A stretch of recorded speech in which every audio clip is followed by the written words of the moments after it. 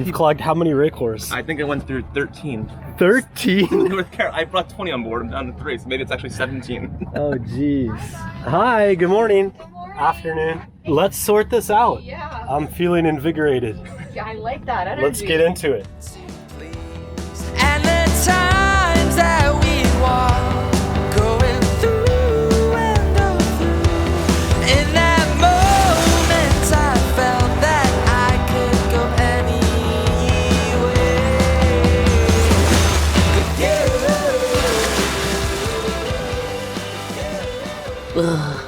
Oh, jeez. Oh, what is that?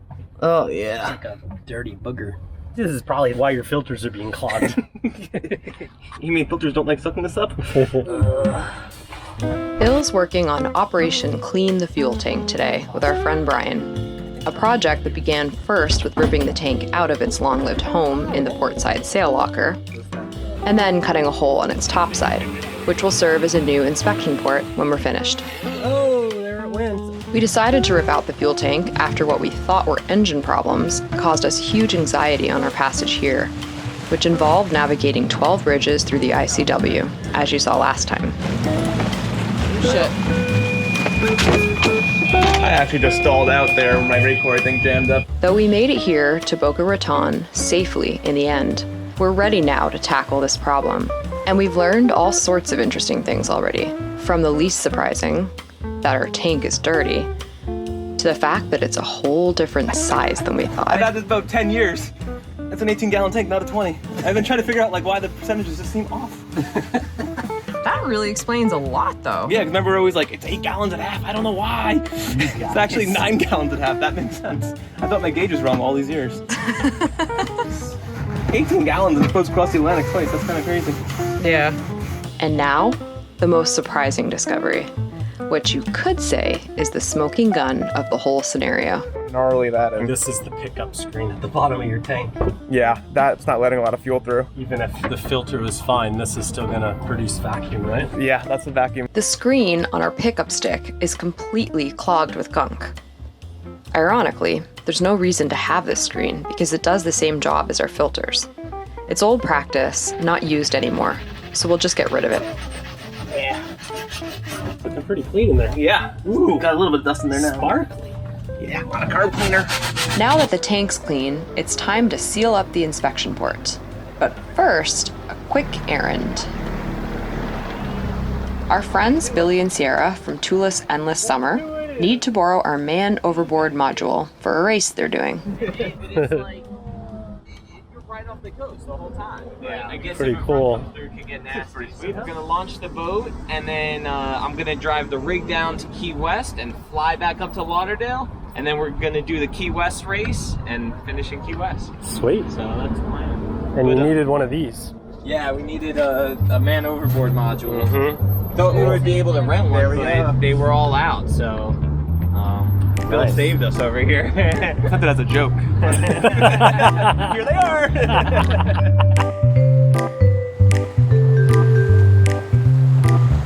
Back on board Calico Skies, it's time to wrap this project up.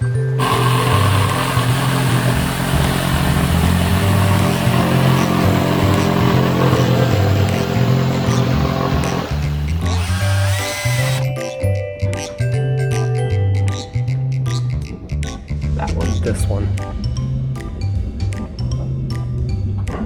Do you have, okay, and then got it lined up? Yep. I don't know. Is it on the corner too much? Right? There's something that's right with that. Okay. So What do we do now? maybe pick it straight up Yep. and just Yes, rotate it. yeah, that one's Yep, that looks better.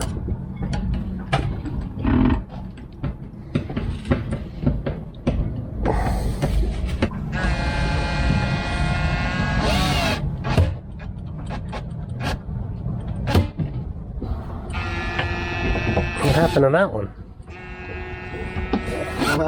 That must have been my mark. My bad. I don't know, dude. Yeah, let's get that last corner. corner. It's almost beer o'clock, huh? I know, that's what I was thinking. Wow. Looks pretty cool, huh? Yeah, that actually looks really It's a good. fuel inspection port. That's what we needed. This is usually like it was like $170 for a Wait a commercial second. diesel one. Thanks for help, Brian. Yeah, thanks, Brian. That was awesome.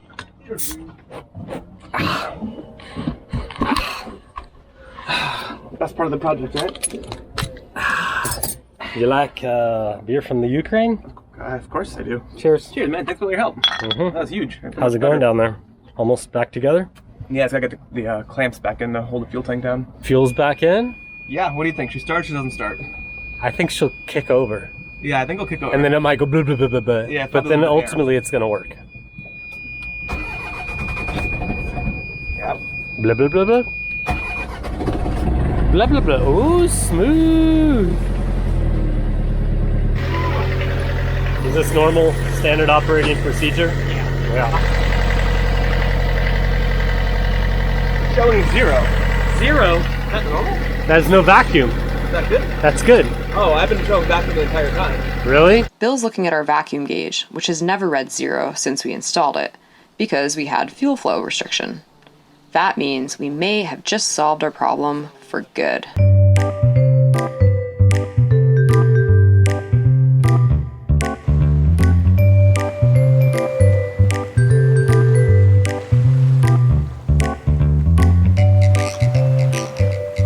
So I have to go back in my least favorite location today. For some reason, our heating duct is not hooked up. When Brian and I took the fuel tank out, I know we had to remove the duct. I thought I put it back together. But for some reason, tonight's low is in the 40s in South Florida. So we're gonna use the heat tonight. So I'm gonna go fix that. But while I'm in there, I noticed a little bit of leaking on our stuffing box. So I'm gonna tighten that. And I'm also going to change the transmission fluid. This way I don't have to empty the locker out again. Because all the stuff that lives in there.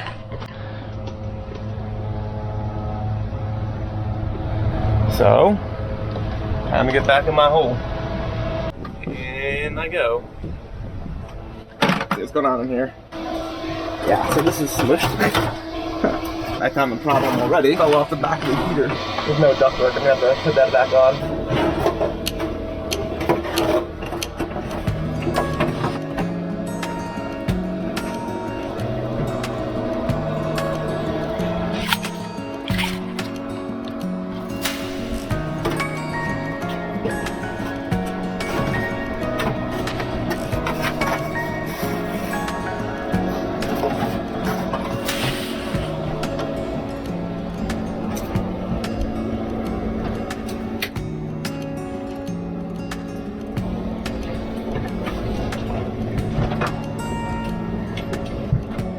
So, this is our stuffing box here. There's a drop. Soda's dripping a little bit. This is the packing nut here, and this is the retaining nut. I gotta split them open and tighten this a little bit. This is a little bit. I'm getting moisture on my hands. I have 2 pipe wrenches for this. One on the retaining nut, and one on the packing nut. Okay, that's open. So now I can back this off. A little bit. So let's see.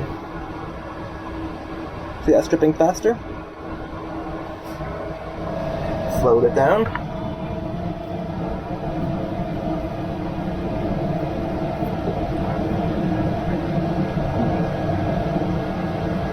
I don't actually remember. There's some sort of like calculation. I think it's like a drip a minute when the prop is spinning. So I'm probably going to start the motor now and watch it. If you don't have enough water, you actually can overheat the stuffing box. So start scoring the shaft inside there. I think the key is just to stop the dripping at anchor, but you do want to check it when it's running. So a quick Google shows that the stuffing box should drip at a rate of 2 or 3 drops per minute. So I'm going to start the motor up, and I'll put a paper towel or something to watch the drips. This is just kind of routine maintenance too. Like we replaced the stuffing box last January, but they do need periodic tightening. Assistant is here. I'm going to go in, put this underneath the stuffing box, and Grace's going to put it into gear. I'm going to put an iPhone timer on for 1 minute, and we're looking for 2 to 3 drops per minute. That's just enough to lubricate the stuffing box while it's running. Right now there's no drips at anchor, which is how it's supposed to be, but I just want to verify we're not going to overheat this next time we motor.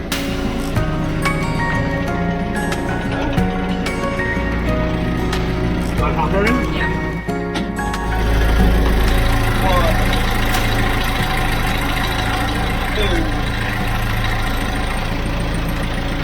Our neutral? That was 10 drips, or 11 drips. It's supposed to be 2 to 3, so I have to tighten it a bit. Can you kill the motor for a sec?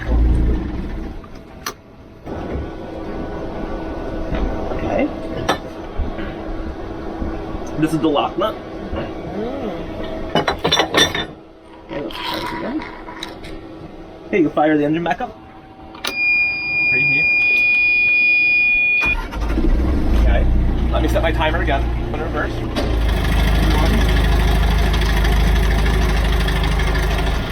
2.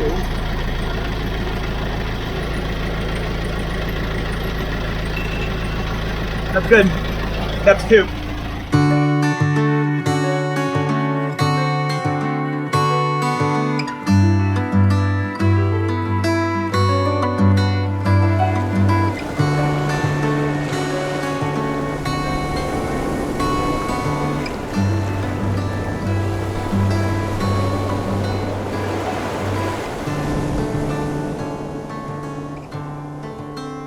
We may have dragged back in this cold front. We're not sure, but we're definitely closer to the power boat than we anchored. It's been pretty windy and gnarly out. It got really cold. You hear the diesel heaters back on? I put the heater on this morning. Of course, Grace did. It was 62 in here. I mean, Well, that's pretty cold. that's pretty cold. I think we dragged about 40 feet. That's weird. We don't usually drag. I know. But But we- look how close we are to them I now. know we were set a little short scope because the place is tight. I had to guess where our anchor was, so I didn't set it immediately because we were having all those engine troubles coming in here. You can see this was our old circle, but this was all light air, so this chain was not being stretched. But this is our new circle, and you can see it's kind of grown, like we're holding, but it almost like we're like slowly dragging. The breeze should be down in a couple hours though, so we're just gonna watch it. Life on anchor means having to be constantly aware of one's surroundings, both day and night. And when the wind is up, that awareness level must also increase. Even though we have excellent ground tackle and rarely drag, nothing is 100%. Also, the forecast isn't an exact science, so when winds are high, we just don't venture very far from Calico skies. Today, though winds were supposed to decrease, they've done the opposite. So I think we're gonna have to move the boat. We're getting towards the back edge here. Getting a little close to this guy. So I'm gonna warm up the engine and move.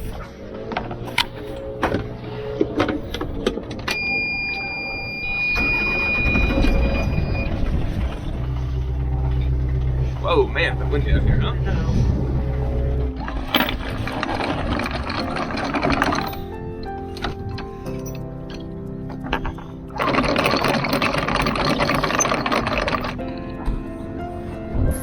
So cold. Where's that button? Power boat friend. I can still see the mud. Alright, you wanna go up there? Yep.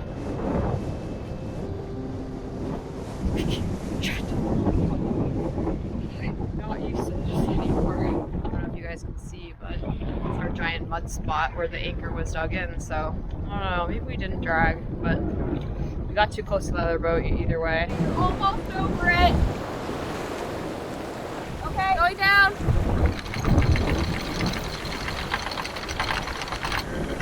Look how close we are to this guy now. Yeah, we're kind of parallel again. Yeah. But he's. What were we before? Now he's 121 feet away. So we added 30 feet. Well, we added 30 feet, and then I think because we let out more scope. Yeah. I think we had a little less scope out than we thought we did. Which is kind of weird. We've never really done that before. Well, we came in under such duress. Like we came in and we stalled that many times under the bridges. Oh, yeah. I think we just threw the anchor down. Right, okay, that makes sense. So anyway, yeah, so our calculation's a little bit off because we went up 30 feet. We don't want to be too close to the sailboat that's in front of us, but now we are less feet away than we thought we would end up being because we let out an additional, 20 feet of chain, probably? Yeah, we were really We had out. short here. The conversation continues this way for a bit as we debate our next move. Yeah. Even though we've anchored many times before, each time is slightly different. One question we get asked a lot is what we spend all of our time doing. This is one example of the answer to that question. Well, we moved up this much. We were sitting back here. Yeah, so we moved. it would have been nice to be here, but I don't know. What do you think? I mean, I feel like we could move 20 feet up. That's what I said 20 feet up? before. Sure, let's do it. Here we go again. So it's super windy, so I'm gonna be just keeping the boat in forward and gonna give it a little bit of gas just so we don't do another loop again around the anchorage, because if I wait until he pulls it up, the wind is so strong it'll blow us back and it'll take too long to get the boat, like the motion going. Stop! Okay. I'm hard over. What?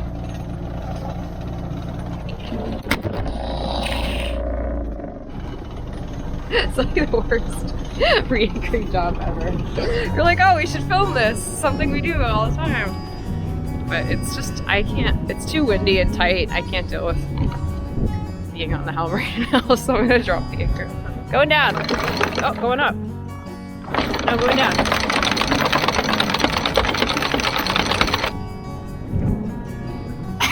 Take two. We'll see where we ended up. Kinda ended up where we wanted to. Much further from this guy. 130. The powerboat is 110. The powerboat is about 120 feet away, and the other sailboat is about 110, 112. A little bit better. Not perfect, but we have more scope out, which will make us sleep better.